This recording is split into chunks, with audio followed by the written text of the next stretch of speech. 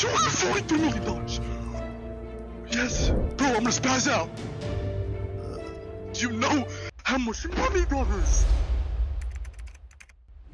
From teenage gamer to cryptocurrency scammer to behind bars, the story of 20-year-old Malone Lam is a truly unbelievable account of hacking brilliance, followed by sheer stupidity.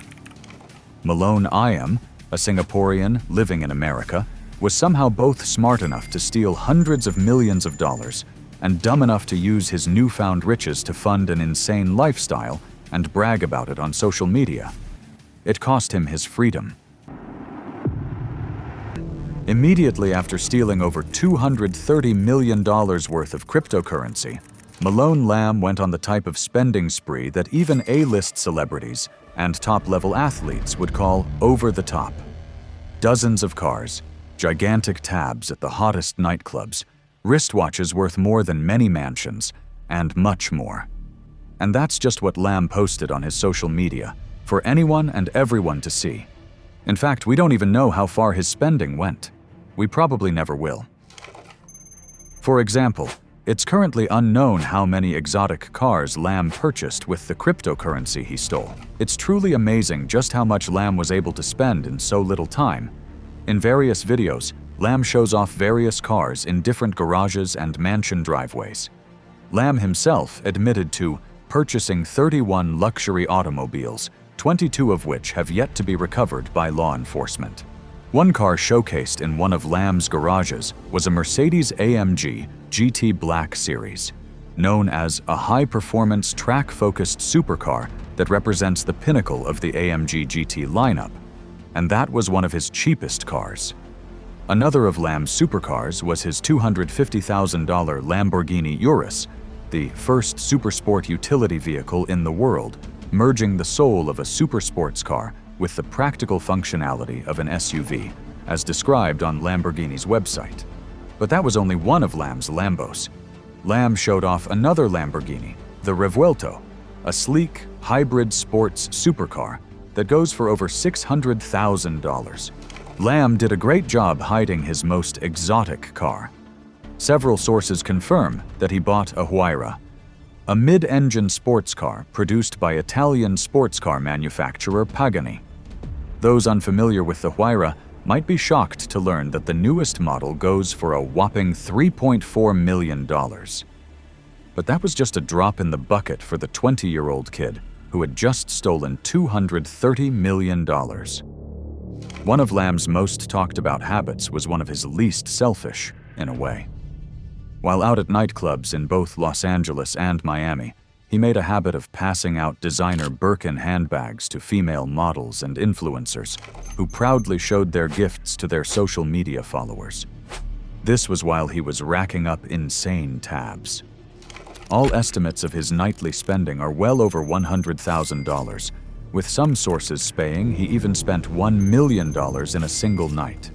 For any doubters, there's a receipt posted online from one of Lam's nights at a famous nightclub in Miami called The Keys, including, among other things, $38,500 for 55 bottles of Grey Goose vodka, $300 for 5 buckets of Red Bull, and $72,000 for 48 bottles of Ace of Spade Brut champagne. The total bill amounted to $570,000. In one night. Of course, that type of spending and partying doesn't go unnoticed in nightclubs. In several videos posted by others at the clubs on nights when Malone was making it rain, DJs can be heard saying his name while hostesses parade around with signs bearing the name Malone. In one video, the girl holding the camera asks, "Who is Malone?" Many of those who hadn't heard of them have heard of him now. Malone Lam liked watches too. One of the watches he bought was worth over $1.8 million. Unfortunately, the make and model of that watch doesn't seem to be public knowledge. A 20-year-old with 30 supercars who spends hundreds of thousands of dollars a night doesn't live in shabby apartments. No, Malone Lam liked to rent mansions. Lots of them. The mansion just mentioned, the one in Miami at which Lam was arrested, was a gorgeous waterfront property on the coast of downtown Miami, with 10 beds and 10 baths. listed on Zillow for $11.5 million. According to neighbors, Lam likely rented it off of Airbnb. The same neighbors said that the mansion often had Maseratis and Lamborghinis parked in its front yard. As far as mansions go, Lam's taste wasn't bad for a 20-year-old kid. Neighbor Mark Ehrlich said that the mansion was often rented by musicians, celebrities, or filmmakers shooting high-budget movies. Lam was renting at least 2 other mansions that authorities currently know of. Another was on Hibiscus Island, Miami Beach, a man-made island known for its exclusivity. The island has 145 luxury properties, with 91 of them on the waterfront. Of course, Lam's was one of the waterfront properties. Another of Lam's Miami homes reportedly had a monthly rent of $68,000. But when you're spending $500,000 a night in clubs, $70,000 for a month's rent feels like a bargain.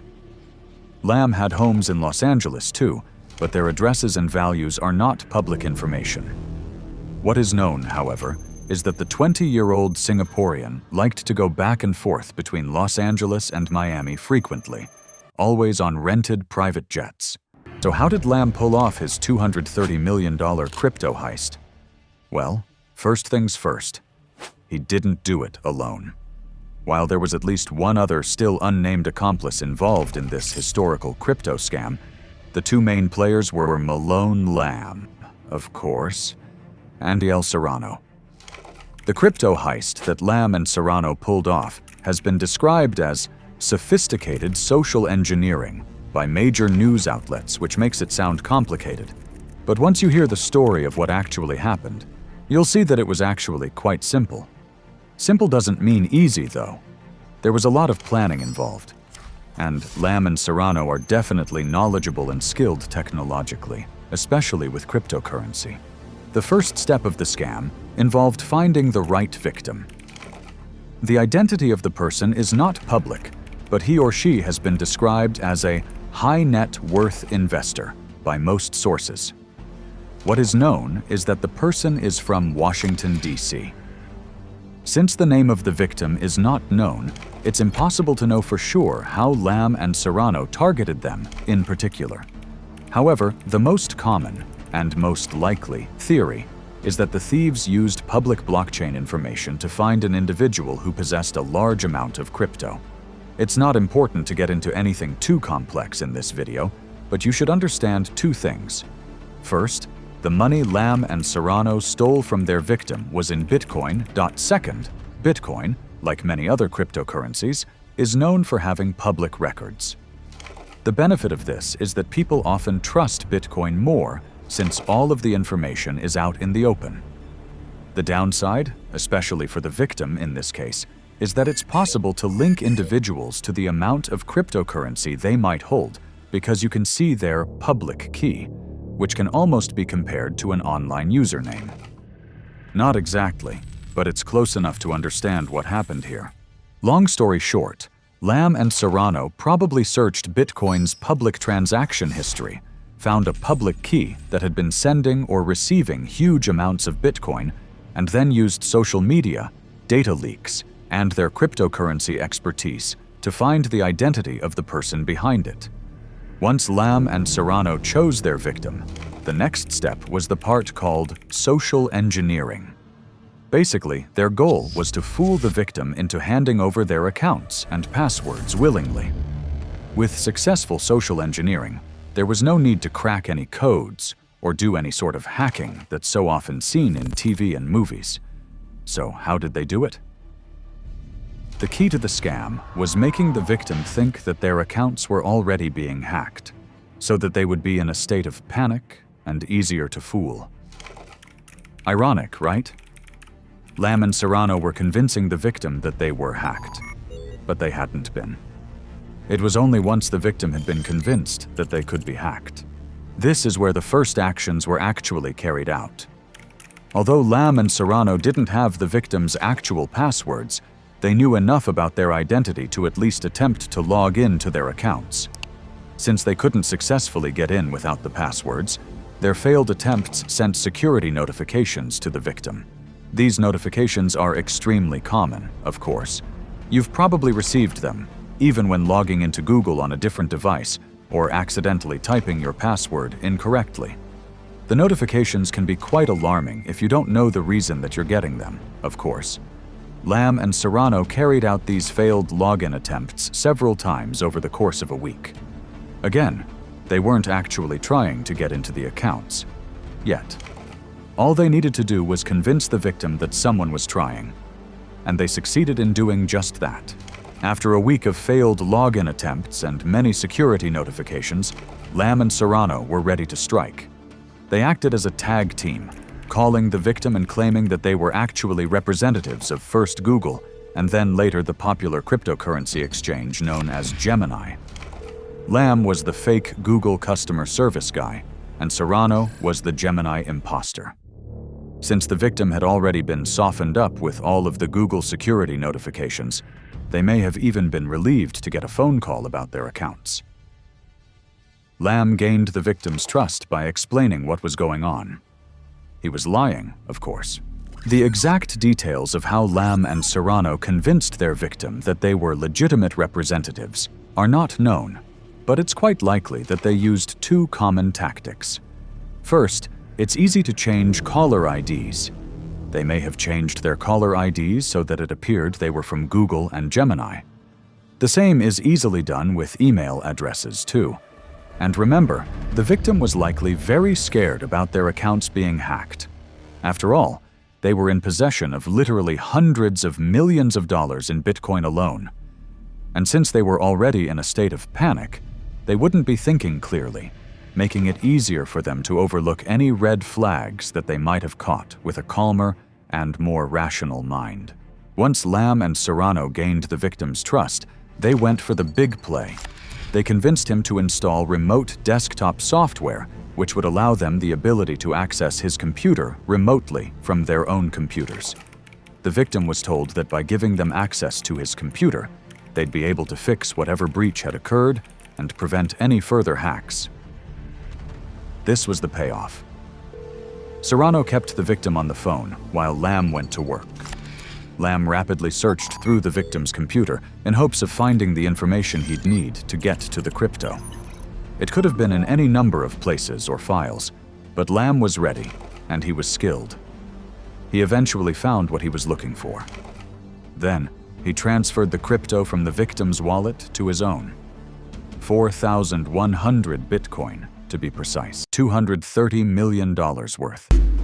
Remember when I said that Lam was likely able to find his victim thanks to Bitcoin's public transaction history? It was this same transaction history that led to his own downfall. If there's one single person who stands out as the one responsible for catching Lam and his accomplice, it's an individual who's known only by his online username, ZachXBT. ZachXBT has made a name for himself as the world's best, most skilled, and most successful crypto detective. To date, he's single-handedly caught scammers and thieves stealing literally billions of dollars. According to ZachXBT, he's investigated hundreds of different cases and has even successfully recovered over $200 million of crypto. ZachXBT is considered a hero in his community.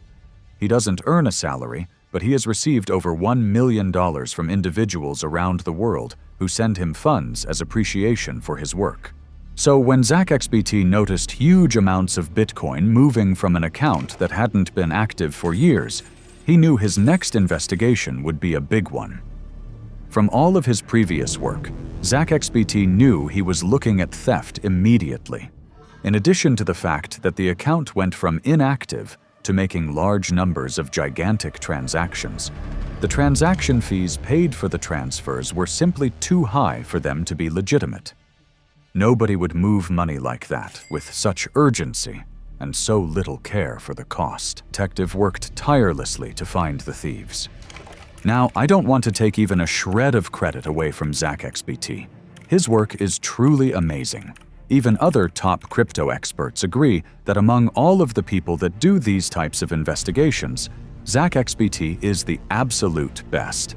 That said, once he did the work of finding his suspects, Lam and Serrano made the confirmation easy for him. Very easy. Included in Zach XBT's full report is a video that you almost have to see to believe. It's a recording of Lam, Serrano, and another unknown accomplice. The visual is of their chat on a messaging service called Discord. The audio is their group call. In the video, they're celebrating the scam they just pulled off.